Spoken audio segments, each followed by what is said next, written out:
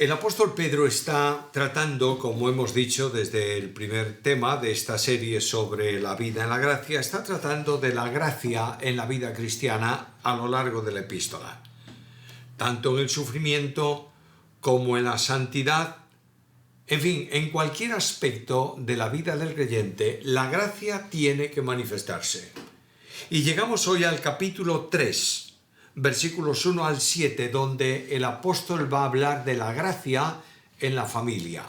Y dice así el texto bíblico: Asimismo vosotras, mujeres, estad sometidas a vuestros maridos, para que aun si algunos desobedecen a la palabra, sean ganados sin palabra mediante la conducta de sus esposas, teniendo a la vista vuestra conducta casta y respetuosa. Vuestro atavío no sea el externo de peinados ostentosos, de adornos de oro, de vestidos lujosos, sino el ser interior de la persona en la incorruptible manifestación de un ornato de espíritu manso y apacible que es de gran valor delante de Dios. Porque así también se ataviaban en otro tiempo aquellas santas mujeres que esperaban en Dios, estando sometidas a sus maridos. Como Sara obedecía a Abraham, llamándole Señor, de la cual vosotras habéis venido a ser hijas y hacéis el bien sin temer ninguna amenaza. Vosotros, maridos, igualmente, convivid con ellas con comprensión, tratando a la mujer como vaso más frágil y dándoles honor también como a coherederas de la gracia de la vida, para que vuestras oraciones no sean estorbadas. El creyente bajo la gracia actúa con mansedumbre y con entrega, que son aspectos propios de aquellos que están siguiendo las pisadas del Maestro. Jesús dijo a los suyos: aprended de mí, que soy manso y humilde de corazón, y hallaréis descanso para vuestras almas.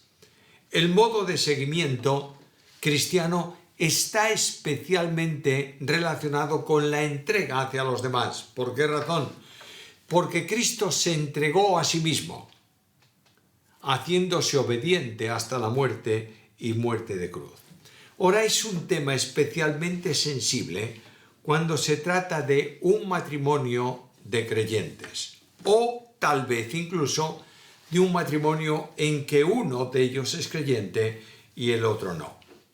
El apóstol Pedro va a hablar de tres cosas aquí. En primer lugar, de la esposa en la gracia. En segundo lugar, va a hablar de el marido en la gracia. Y finalmente, de la consecuencia. Primeramente, pues, la esposa en la gracia. Y comienza hablando de un mensaje evangelístico silencioso. Asimismo, vosotras, mujeres. El término aquí, asimismo, no equivale, no es semejante o sinónimo de la manera en que los esclavos asimismo se someten a sus dueños. Este pensamiento está absolutamente lejos de Pedro, por cuanto en el versículo 7 dice a los maridos que tienen que tratar a las mujeres con sabiduría, honrándolas y dándoles un lugar preeminente. El mensaje está dirigido a mujeres casadas. Vosotras, esposas, se puede traducir ese término. Y el mandamiento es muy simple: estad sujetas a vuestros maridos. Aquí la versión Reina Valera revisada traduce: estad sometidas, es decir, ocupad un orden que Dios ha establecido dentro del matrimonio. Equivale mejor el término a subordinación que a sometimiento. No se trata nunca en la Biblia de una sumisión esclavizante de la esposa hacia el marido, sino de que las mujeres cristianas acepten el orden que Dios ha establecido.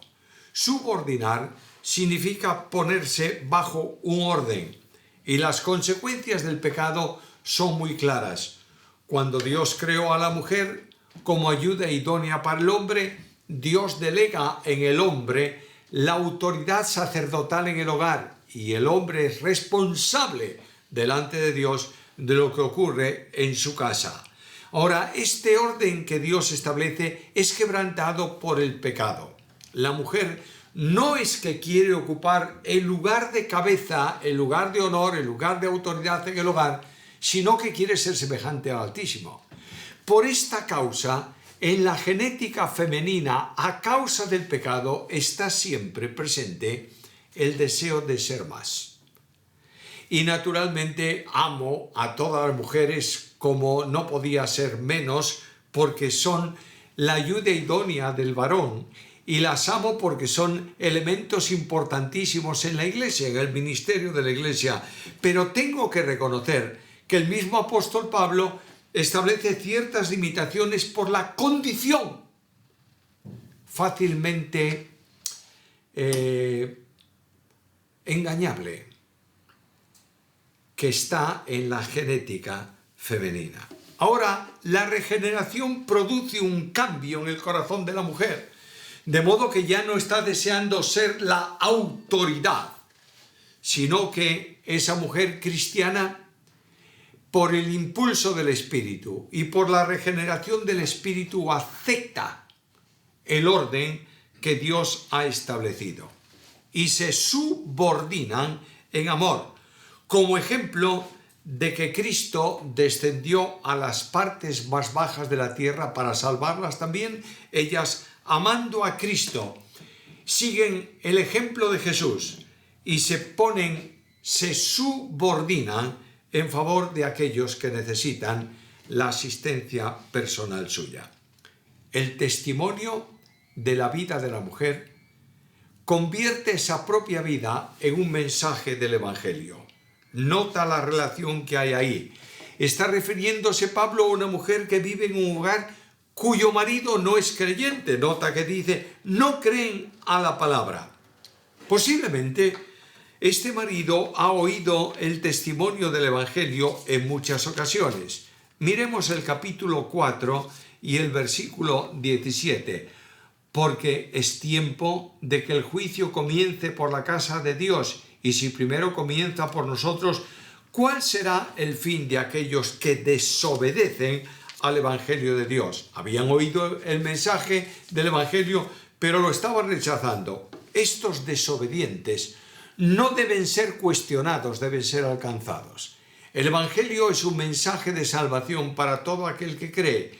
Y Pedro no manda hacerlo por medio de la predicación, sino por medio de la conducta. Es un mensaje silencioso, sin palabras. El marido en el hogar tal vez dijo a su mujer, no quiero oír más del Evangelio, no quiero oír más de Cristo.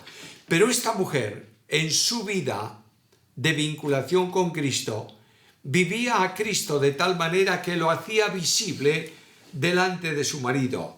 Y este marido era ganado para Cristo sin palabras por la conducta de su esposa. El Evangelio se predica por la realidad visible de la transformación de la vida de cada creyente. Yo no puedo proclamar un Evangelio transformador del hombre si mi vida no ha sido transformada. Yo no puedo predicar sobre la regeneración del Espíritu si mi vida es una vida que está viviendo se está viviendo al margen del Espíritu y no manifiesta la verdadera regeneración espiritual. La transformación poderosa del Evangelio tiene que verse en la vida de los cristianos. El apóstol escribe la carta a los Romanos, capítulo 1, versículos 16 y 17, y dice que no se avergüenza del Evangelio porque es poder de Dios para salvación a todo aquel que cree.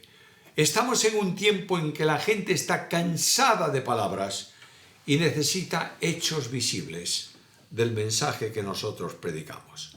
Ahora, Pedro habla de una conducta para las mujeres que tiene que ver con la conducta en la gracia. Y dice el versículo 2, teniendo a la vista vuestra conducta casta y respetuosa. Tener a la vista es observar la conducta.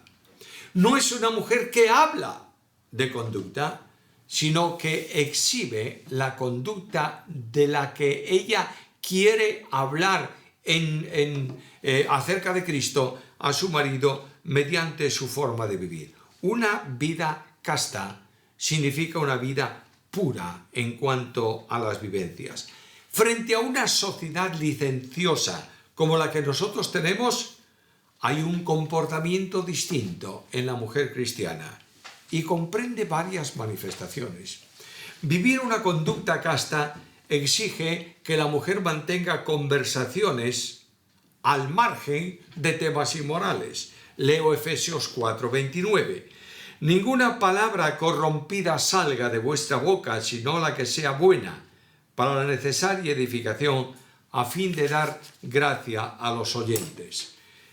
Efesios capítulo 5, versículo 3. Pero fornicación y toda inmundicia o avaricia, ni aun se nombre entre vosotros como conviene a santos. Efesios capítulo 5, versículos 11 y 12. Y no participéis en las obras infructuosas de las tinieblas, sino más bien reprendedlas, porque vergonzoso es aún hablar de lo que ellos hacen en secreto. Una vida honesta es una vida apartada, puesta al margen, sin tocar ninguna de los aspectos inmorales de la sociedad de hoy. Además, es una vida llena de sabiduría. La sabiduría viene por la aplicación de la palabra a la vida cotidiana de la persona. Es una vida que se separa de chismes, de calumnias y de murmuraciones. Lamentablemente todos somos muy dados a hablar mal de otros, pero una mujer que tiene una conducta casta es una mujer que no cae en este sistema de hablar mal de otros. Pero hay algo más, no solo casta, sino también respetuosa. Y la conducta de la mujer es respetuosa cuando sabe que vive permanentemente en la presencia del Señor. A veces decimos, vamos a la iglesia y estamos en la presencia del Señor. Tú estás en la presencia del Señor siempre, estés en la iglesia o estés fuera de la iglesia. La conducta reverente en todo es la gran enseñanza de la epístola. Mira el capítulo 1 y el versículo 17. Si invocáis por Padre aquel que sin acepción de personas juzga la obra de cada uno, conducíos en temor durante todo el tiempo de vuestra peregrinación. La conducta respetuosa es una conducta de respeto, valga la redundancia, en el trabajo. Capítulo 2, versículo 18. Criados, estad sometidos con todo respeto a vuestros amos, no solamente a los buenos y afables, sino también a los difíciles de soportar. Es una conducta reverente en el ámbito del matrimonio, respetando al marido y reconociendo lo que Dios ha hecho y le ha dado en cuanto a delegación de autoridad. Respeto también reverente en las respuestas de unos a otros. Capítulo 3, el que tenemos delante, y versículo 15. Santificad a Dios en vuestros corazones y estad siempre preparados para presentar defensa con mansedumbre y reverencia ante todo el que os demande razón de la esperanza que hay en vosotros. Respeto y reverencia. Esta mujer que vive esta conducta cristiana en la gracia en el hogar es una mujer que busca adornos imperecederos. Y aquí se ha muy mal tratado este texto. Versículos 3 y 4. El atavío no sea el externo de peinados ostentosos, de adornos de oro, vestidos de plata. Vestidos lujosos. Y este versículo se ha tomado para decir que la mujer cristiana tiene que vestir pobre y miserablemente, no puede tener ningún adorno de oro, no puede cortar su cabello, etcétera, etcétera, etcétera. Esto no es lo que enseña Pedro. Lo que está enseñando Pedro es que la vida en la gracia prioriza cualquier otro estilo de vida. Por tanto, la manifestación visible de esa mujer no descansa en lo externo, sino en lo interno. No busca manifestarse con vestidos ostentosos. No habla de vestidos lujosos, sino de vestidos ostentosos. Sino una vida que de un corazón cambiado por el poder de Dios se manifiesta en el exterior por medio de las virtudes que hacen hermosa a la mujer. Los adornos de vestidos lujosos significan trajes espectaculares que llaman la atención. Pedro no está prohibiendo el uso de peinados, sino está prohibiendo el abuso de peinados que exigían en los tiempos de él un grupo de criadas que tenían que trenzar esos cabellos y se llenaban después de oro para llamar la atención de las personas. Pedro no está prohibiendo el uso de joyas, está prohibiendo el abuso de joyas. No está diciéndonos que la mujer no tiene que buscar por apariencia externa llamar la atención, sino todo lo contrario. Pero quiero recordar a la mujer cristiana y al marido cristiano que la Biblia habla de la mujer virtuosa. En el libro de Proverbios, capítulo 31, versículo 22, y habla de una mujer que se viste elegantemente de lino fino y púrpura. No hay nada peor para un marido que una mujer desalineada. Y además, siendo la mujer la expresión visible de la Iglesia en relación con Cristo, la Biblia dice que Cristo está buscando una esposa pura, perfecta, a la que pueda vestir sin mancha, ni arruga, ni cosa semejante. Ahora, los adornos que centran la vida de la mujer en la gracia son los adornos internos del corazón, adornos correspondientes al hombre interior regenerado. Y este adorno interior de un corazón transformado se manifiesta también en la expresión misma del rostro de la persona. El corazón alegre hermosea el rostro, Proverbios capítulo 15 y versículos 13. Los adornos internos que la gracia y el Espíritu de Dios produce en la mujer cristiana no son modas pasajeras, sino que son realmente adornos imperecederos que trascienden esta vida y pasan también a la eternidad. Pero hay dos aspectos importantísimos aquí. Tiene que ser la mujer una expresión de espíritu afable. Espíritu afable significa un espíritu tierno, cariñoso, dulce, que contrasta con aquellas expresiones que aparecen en el libro de los Proverbios de una mujer iracunda, de una mujer llena de ira y que no se detiene en hacer nada y que cansa de tal manera al esposo que, siguiendo la ilustración de Proverbios, es como tratar de sujetar el aceite con la mano o de una gotera continua en tiempo de lluvia, es decir, alguien insoportable. El espíritu afable va acompañado del espíritu apacible, que es el espíritu buscador de la paz. Lo contrario produce inquietud, de manera que, volviendo a la ilustración del libro de Proverbios, el marido que vive en una casa con mujer rencillosa e iracunda, lo que hace es irse a vivir al terrado de esa vivienda. Es una figura que utiliza el libro de Proverbios. Y como la mujer sigue desde su lugar en donde está en el interior de la casa, causando problemas, el marido abandona la casa y se va a vivir a un lugar desierto. Espíritu amable y apacible es vivir a Cristo en una vida de paz. Es poder decir, para mí, el vivir es Cristo.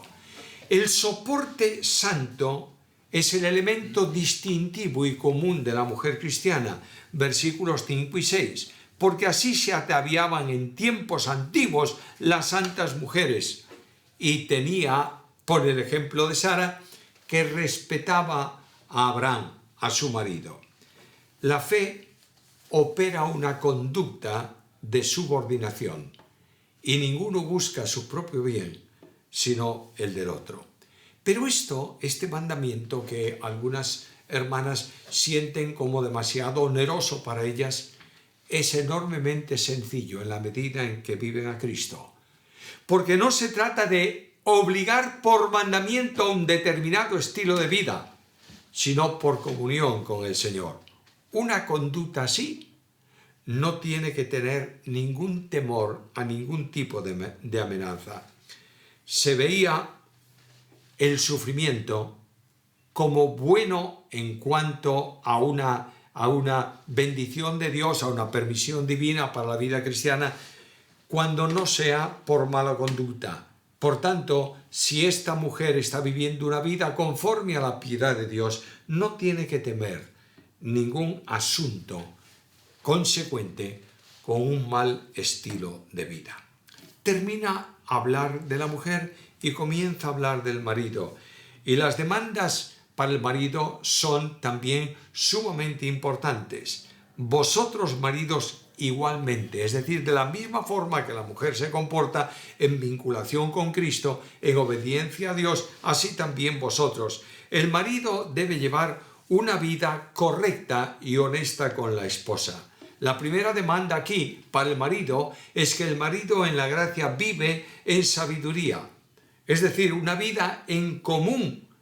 Se refiere a todos los aspectos del matrimonio, tanto los aspectos físicos de relación íntima como los aspectos psíquicos o psicológicos de entender y atender la posición y el pensamiento de la esposa, como los espirituales, de edificarse mutuamente por medio de la palabra de Dios. Vivir en sabiduría es ajustar la vida a la conducta que la palabra de Dios establece para el marido. Especialmente, queridos hermanos míos, el marido tiene que amar a su esposa. En la dimensión no es posible porque el amor de Cristo es infinito, pero en la calidad de amor con que Cristo ama a la Iglesia. El apóstol Pablo lo enseña de otra manera en Efesios capítulo 5, versículos 25 y 26, cuando dice: maridos, amad a vuestras mujeres, así como Cristo amó a la Iglesia y se entregó a sí mismo por ella. Amadlas, porque es vuestra mujer. Segundo, amadlas como Cristo ama a la Iglesia.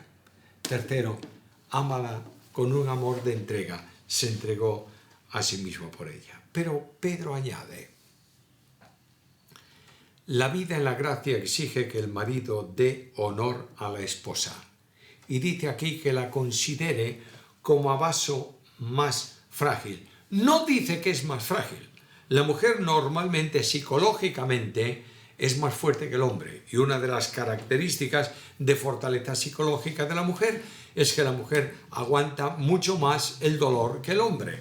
Pero aquí lo que está diciendo el texto bíblico es que la mujer debe ser tratada por el marido con un amor desinteresado, reproduciendo hacia ella el mismo amor que Cristo tuvo para la Iglesia. Y esto exige que la consideres como vaso más frágil, como al ser que merece la mayor admiración y la mayor consideración. Si tú tienes un vaso en tu casa, una figura, no importa lo que sea, de alto valor, tú tratas esa figura con mucho afecto para que no se estropee. Yo recuerdo que cuando hace muchos años teníamos en casa una figura, un adorno, que era una figura de porcelana que indudablemente tenía un valor alto. Nos habían regalado. Era un flamenco, un pájaro apoyado en una sola pata. Cada vez que esa figura había que limpiarla, sacarle el polvo, etcétera, etcétera, mi esposa me llamaba y me decía: hay que limpiar el pájaro. Y yo, imagínate lo que hacía. Le decía: pon un paño en el fregadero, llevaba la figura con muchísimo cuidado, la ponía sobre el paño, luego le daba agua con mucho cuidado también, un poco de jabón especial, la ponía nuevamente bajo el agua para sacar el jabón, y luego con un secador de pelo secaba la figura y la ponía en su sitio. Estaba tratándola de esa manera porque era una figura de alto valor. Cuando tú te fijas en tu esposa, te darás cuenta que es lo de más alto valor que Dios te ha dado y tienes que respetarla de esta manera. Además, tienes que reconocer algo. Nota lo que dice el texto: dándoles honor también como coherederas de la gracia de la vida. Es decir, tienes que considerar a tu esposa en igualdad espiritual contigo. La esposa no es un elemento de inferior o de menor valor que tú, sino todo lo contrario. Es coheredera, heredera juntamente contigo de la gracia de la vida. Y hay una enseñanza muy clara, y es que el apóstol enseña que en la gracia no hay varón ni mujer, esclavo ni libre. Todos somos iguales delante de Dios. Y hemos de reconocer algo más, que la mujer es un sacerdote espiritual, lo mismo que el hombre en el cuerpo del sacerdocio espiritual en la Iglesia de Cristo. Todo cuanto sea menos que esto es mermar el honor que se debe a la mujer.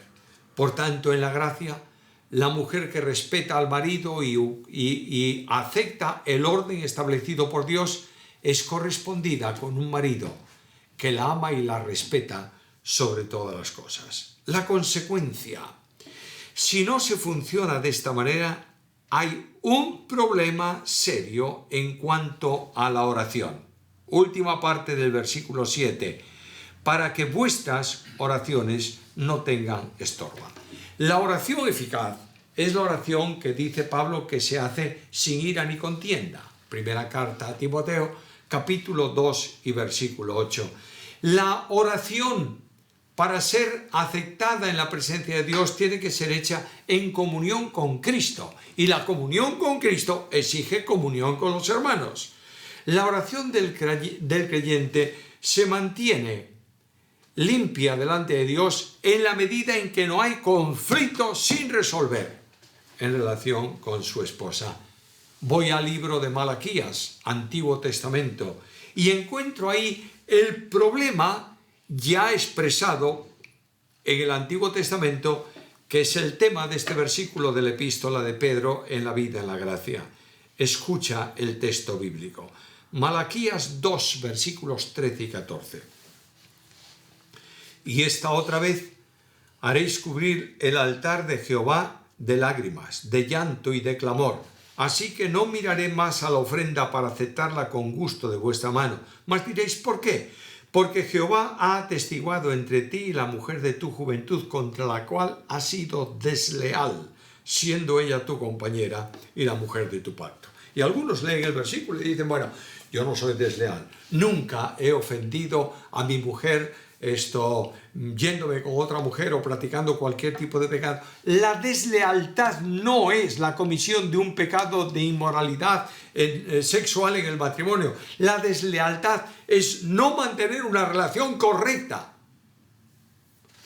con tu esposa, que contigo hace por matrimonio una sola carne.